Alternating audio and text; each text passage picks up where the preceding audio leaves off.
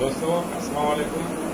میں حیدرآباد کی جو ہماری ٹیم ہے، ہمارے دوست ہیں، سائیں خالد رسول صاحب، سائیں اجے سمو صاحب، سائیں ظہیر مرزا صاحب، روشن مشوری صاحب، عطا رحمان صاحب اور شیراز بھائی اور ہمارے بھائی شاہد صاحب، جتنے عامر خانزادہ صاحب، جتنے بھی ہمارے دوست ہیں اور ہماری لیڈی جو ٹیچر ہیں، ہماری وہ جو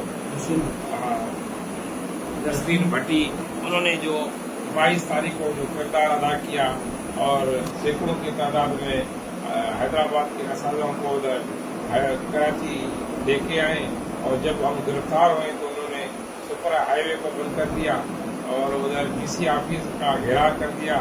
تو بڑا انہوں نے کردار ادا کیا ہے. میں ان کی محنت کو خراج تحسین پیش کرتا ہوں.